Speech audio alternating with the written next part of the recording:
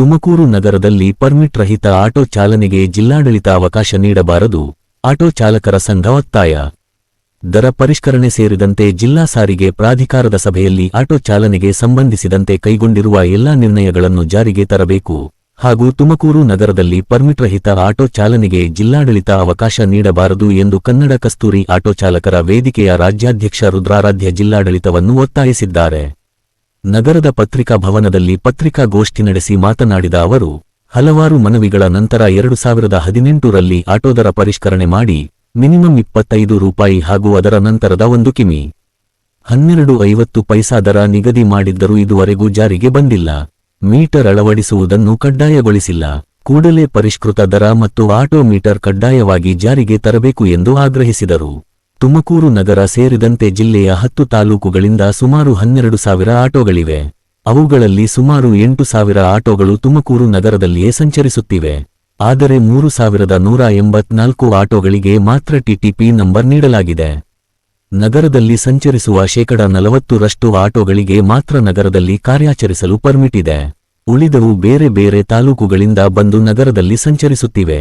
ಇದರಿಂದ ತುಮಕೂರು ನಗರದಲ್ಲಿ ಪರ್ಮಿಟ್ ಪಡೆದ ಆಟೋಗಳಿಗೆ ಬಾಡಿಗೆ ಕಡಿಮೆಯಾಗಿದೆ.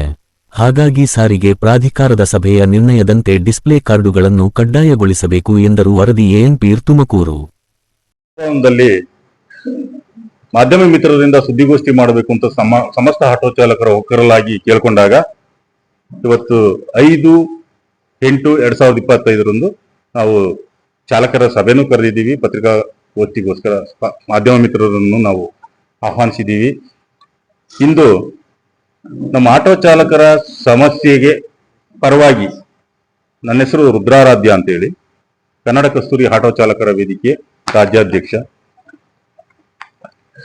ಇದುವರೆಗೂ ನಾನು ಆಟೋ ಚಾಲನೆ ಮಾಡಿಕೊಂಡು ಜೀವನ ಮಾಡಿಕೊಂಡೇ ಬಂದಿರತಕ್ಕಂಥವನು. ಇದರ ಸಮಸ್ಯೆಗಳು ನನ್ನ ಅರಿವಿಗೆ ಬಂದಿದ್ದನ್ನ ನಾನು ಚಾಲಕರಲ್ಲಿ ಚರ್ಚೆ ಮಾಡಿ ಅದ್ರ ಬಗ್ಗೆ ಅವರು ಒಪ್ಪಿಗೆ ಪಡೆದು, ಅಂದ್ರೆ ಅವರಲ್ಲಿ ಮನಸ್ಸಲ್ಲಿ ಏನಿದೆ ತೊಂದರೆ ತಡಕುಗಳು ಇನ್ನೊಂದು ಮತ್ತೊಂದು ಅವರ ನೋವುಗಳನ್ನೆಲ್ಲ ಅರ್ಥ ಮಾಡಿಕೊಂಡು ಕನ್ನಡ ಕಸ್ತೂರಿ ಆಟೋ ಚಾಲಕರ ವೇದಿಕೆ ಅಂತ ಹೇಳ್ಬಿಟ್ಟು ನಾನು ಸಂಘಟನೆ ರಿಜಿಸ್ಟರ್ ಮಾಡ್ಕೊಂಡಿದ್ದೆ. ಈ ವಿಚಾರವಾಗಿ ಇವತ್ತು ತುಮಕೂರು ನಗರ ಇರ್ತಕ್ಕಂಥ ಸಮಸ್ಯೆಗಳನ್ನ ಸುದ್ದಿಗೋಷ್ಠಿ ಮುಖಾಂತರ ಸಂಬಂಧಪಟ್ಟ ಜಿಲ್ಲಾಡಳಿತ ಹಾಗೂ ಜಿಲ್ಲಾ ಅಧಿಕಾರಿಗಳಿಗೆ ಗಮನಕ್ಕೆ ತರಬೇಕು.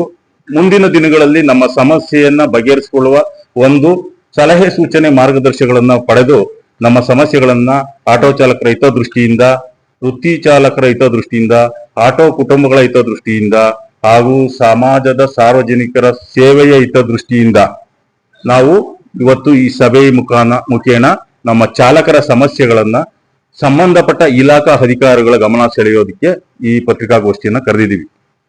ಇವತ್ತು ಮೊದಲನೇದಾಗಿ ನಾವು 2016, 17 ಮತ್ತೆ 19 ತುಮಕೂರು ನಗರದ ವ್ಯವಸ್ಥೆ ಮತ್ತೆ ಅವ್ಯವಸ್ಥೆ ಹೇಗಾಗಬೇಕು, ಸ್ಮಾರ್ಟ್ ಸಿಟಿ ಆಗಿರೋದ್ರಿಂದ ಅವ್ಯವಸ್ಥೆ ಏನೇನಾಗ್ತಾ ಇದೆ ಇದು ಸರಿಪಡಿಸೋ ನಿಟ್ಟಿನಲ್ಲಿ ನಮ್ಮ ಜಿಲ್ಲಾಡಳಿತ ಸಂಬಂಧಪಟ್ಟ ಇಲಾಖಾ ಅಧಿಕಾರಿಗಳು ಏನೇನು ನಮಗೆ ಸಹಕಾರ ಕೊಟ್ಟು ಕಾರ್ಯಾಚರಣೆ ಮಾಡಿ ಸವಲತ್ತುಗಳು ಕೊಟ್ಟು ಮಾಡ್ಬೇಕಾಯ್ತು ಅದನ್ನ ಒಂದು ಸಭೆನಲ್ಲಿ ನಿರ್ಣಯ ಮಾಡ್ತಾರೆ. ಪ್ರಾದೇಶಿಕ ಪ್ರಾಧಿಕಾರ ಸಭೆ, RTI ಸಭೆ ಅಂತ ಹೇಳ್ಬಿಟ್ಟು ಕರೀತಾರೆ. ಪ್ರತಿ 3 ತಿಂಗಳಿಗೆ ಬಾರಿ ಕರಿಬೇಕದು ಜಿಲ್ಲಾಡಳಿತ ಮತ್ತೆ RTO ಅಧಿಕಾರಿಗಳು, ಪ್ರಾದೇಶಿಕ ಸಾರಿಗೆ ಅಧಿಕಾರಿಗಳಾದಂತ RTO ಅಧಿಕಾರಿಗಳು ಆ ಪ್ರಾದೇಶಿಕ ಪ್ರಾಧಿಕಾರ ಸಭೆಗೆ ಸೆಕ್ರೆಟರಿಗಳಾಗಿರ್ತಾರೆ. ಜಿಲ್ಲಾಧಿಕಾರಿಗಳು ಆ ಸಭೆಗೆ ಅಧ್ಯಕ್ಷರಾಗಿರ್ತಾರೆ. ಮಿಕ್ಕಂತ ವಿಭಾಗದವರು, ವಿಭಾಗೀಯ ಇಲಾಖಾ ಅಧಿಕಾರಿಗಳು ನಿರ್ದೇಶಕರಾಗಿರ್ತಾರೆ. ಏನು ಈ ಆಟೋ ವಿಭಾಗ ತುಮಕೂರು ನಗರ ಮತ್ತು ಜಿಲ್ಲಾದ್ಯಂತ ಸೇವೆ ಸಲ್ಲಿಸ್ತಾ ಇದೆ, ಇದು ಸಮಾಜ ಸೇವೆ ಮಾಡೋದು ಮೊದಲನೇ ಆದ್ಯತೆ ಆದ್ರೆ, ಎರಡನೇದು ಅವರು ಕೌಟುಂಬಿಕ ಜವಾಬ್ದಾರಿ ಇಟ್ಕೊಂಡು ಈ ಸೇವೆಗೆ ಬಂದಿರ್ತಾರೆ ನಮ್ಮ ಚಾಲಕರು.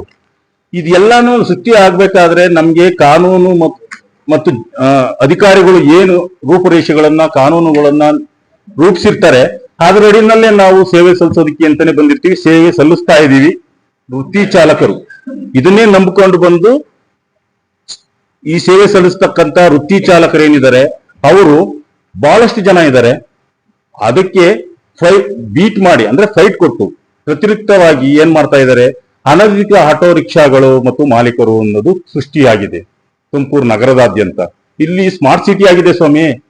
ನಾವು ನೋಡೋದಕ್ಕೆ ತುಮಕೂರ್ನ ಸ್ಮಾರ್ಟ್ ಸಿಟಿ ಅಂತ ಹೇಳ್ಬಿಟ್ಟು ಹೇಳ್ಕೊತೀವಿ, ನೋಡ್ತೀವಿ, ಆದ್ರೆ ಎಷ್ಟು ಮಟ್ಟಿಗೆ ಇಂಪ್ಲಿಮೆಂಟೇಷನ್ ಆಗಿದೆ? ನಾವು ಸ್ಮಾರ್ಟ್ ಸಿಟಿ ಮುಖಾಂತರ, ಜಿಲ್ಲಾಡಳಿತ ಮುಖಾಂತರ, PW ಮುಖಾಂತರ, RTO ಮುಖಾಂತರ ಸಾರಿಗೆ ವ್ಯವಸ್ಥೆಗಳನ್ನ ಆಗ್ಬೋದು, ಪೊಲೀಸ್ ವ್ಯವಸ್ಥೆಗಳನ್ನ ಆಗ್ಬೋದು, ಎಲ್ಲದನ್ನು ನಾವು ಕಾನೂನು ಅಡಿನಲ್ಲೇ ನೋಡ್ತೀವಿ, ಕಾನೂನು ಗೌರವಿಸ್ತೀವಿ ಚಾಲಕರು. ಆದ್ರೆ ಯಾರೋ ಅನಧಿಕೃತ ಆಟೋ ರಿಕ್ಷಾ ಚಾಲಕರು ಮತ್ತು ಮಾಲೀಕರು ಈ ವ್ಯವಸ್ಥೆಯನ್ನ ಹಳ್ಳ ಹಿಡಿಸಲು ಕಂಕಣಬದ್ಧವಾಗಿ ನಿಂತಿದ್ದಾರೆ ತುಮಕೂರಲ್ಲಿ.